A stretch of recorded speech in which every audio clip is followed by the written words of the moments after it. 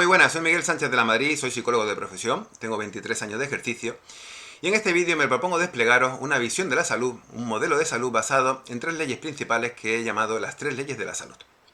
Por tanto, desde este modelo, la enfermedad no es un accidente, no es una injusticia, no es una injusticia divina tampoco,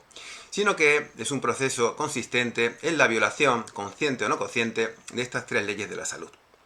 En unos tiempos críticos como los que vivimos, podemos observar con mayor claridad que nunca cómo nuestra medicina oficial carece totalmente de un modelo de salud y se ha convertido en un protocolo, en una serie de recetas para combatir enfermedades, haciéndolo siempre a través de medicamentos sintéticos que son tóxicos, por eso todos los fármacos pues tienen efectos secundarios y que mayormente van destinados a paliar los síntomas, es decir, las consecuencias de las enfermedades, pero no sus causas. Desde mi punto de vista, desde que en el siglo XIX y de la mano del químico Pasteur la medicina se quimicalizara y se industrializara, perdió toda conexión con la naturaleza y desde ahí hemos entrado a un estado de absoluta confusión respecto a cuáles son las bases de la salud, lo cual conlleva la posibilidad de, como en estos momentos ocurre, ser absolutamente engañados y estar totalmente confundidos respecto de qué consiste la enfermedad. La medicina alopática, no obstante, es una serie de remedios bioquímicos, una quimioterapia, una terapia química que es válida para poder, en cualquier caso, poner bajo control ciertos procesos que cuando hemos interferido excesivamente en los funcionamientos de nuestros organismos, pues se pueden llevar a cabo. Es decir, es una medicina que podemos integrar, pero en ningún caso sustituyendo a la verdadera medicina, a la auténtica medicina.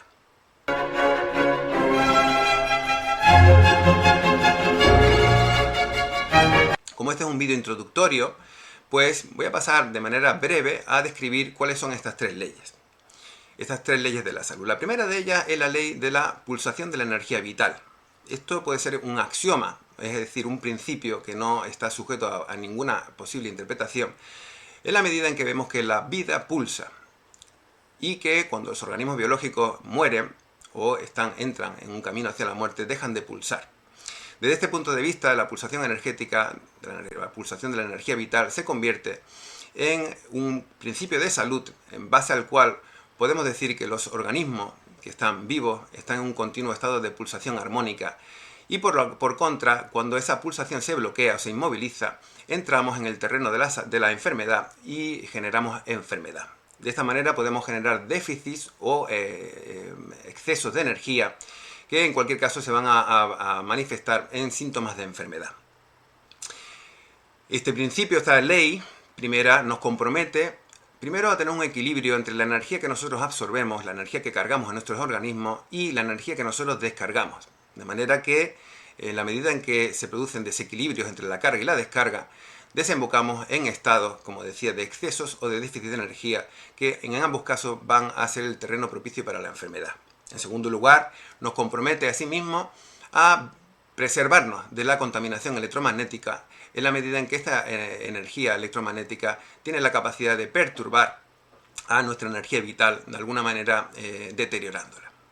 Toda esta ley procede de un autor que es un médico, científico y genio, que fue Wilhelm Reich, y que fue la persona que fue elaborando toda esta ley.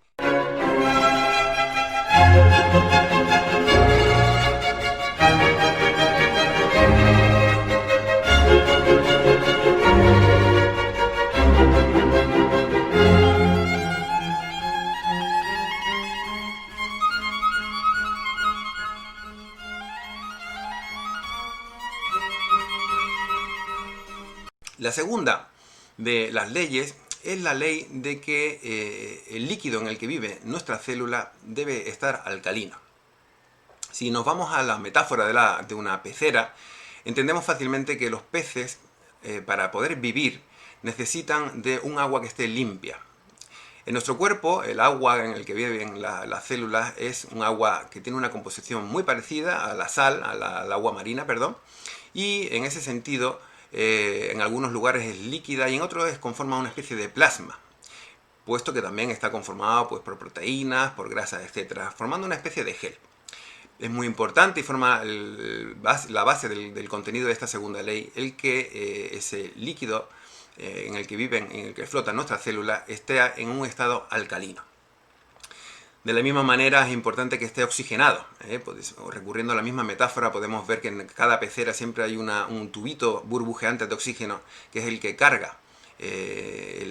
todo el medio circundante de los peces para que puedan nutrirse adecuadamente, y de hecho nosotros pues volcamos nuestra comida a los peces en el agua y asimismo los peces vuelcan sus detritos, sus desechos en ese mismo agua. Por tanto, es necesario, desde este punto de vista, esta segunda ley nos compromete, en primer lugar, a una nutrición que esté exenta de tóxicos, que sea verdaderamente nutritiva, y a un proceso de desintoxicación continua de nuestro plasma, de nuestro líquido, para de esa manera poder mantener a nuestras células en la salud. Por lo contrario,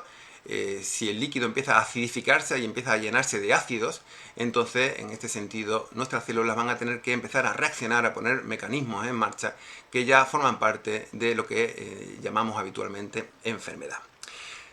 En segundo lugar, nos compromete de igual manera a protegernos de la contaminación electromagnética. De la misma manera, y esto es un territorio un poquito complejo, este plasma está recorrido por un circuito electromagnético que es muy sensible también a la contaminación electromagnética. Y por último,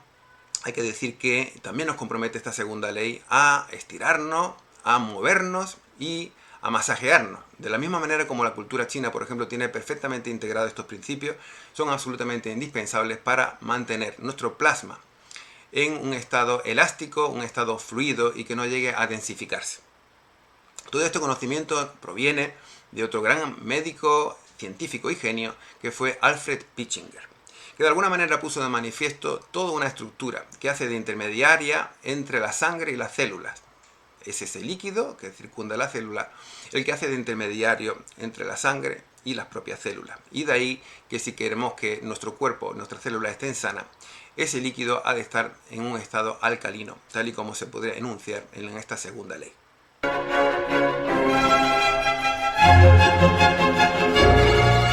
La tercera de las leyes puede ser enunciada como la necesidad de una homeostasis en el sistema nervioso. Entendiendo que nuestro sistema nervioso es el director de toda la orquesta de nuestro cuerpo, todos los órganos están inervados por nuestro sistema nervioso y afectados, de alguna manera animados también por él, podemos entender que las alteraciones profundas en nuestro sistema nervioso, bien hacia el lado de la simpaticotonía, es decir, todo este sistema que está dispuesto para reaccionar ante las situaciones de estrés, como el sistema reparador, que es en estados de vagotonía, que también es un estado de alteración del sistema nervioso, en el que el cuerpo trata de repararse de todos esos estados de estrés que se han configurado a nivel del sistema nervioso, del sistema endocrino y del sistema inmunológico. Como decía, cualquiera de esas alteraciones conlleva consecuencias para todos los órganos y todas las células del cuerpo. En ese sentido, este modelo que os transmito es un modelo que integra el cuerpo y la mente como dos partes inseparables de una misma unidad. Y desde este punto de vista también, pues tal y como la psiconeuroendocrinoinmunología nos viene ya planteando desde los años 1960-70, hay una cadena de consecuencias desde nuestra mente, desde nuestra psique, que activando nuestro sistema nervioso afecta en un sentido positivo o negativo a nuestro sistema endocrino y asimismo a nuestro sistema inmunológico. Asimismo también la alteración del sistema nervioso va a afectar profundamente a nuestro plasma, a este líquido que circunda las células de nuestro cuerpo y asimismo también a la capacidad de pulsación de nuestro organismo. Esta tercera ley está elaborada a partir de los conocimientos nuevamente de Wilhelm Reich y de manera especial y más concreta a través de los conocimientos de Rick Geerthammer.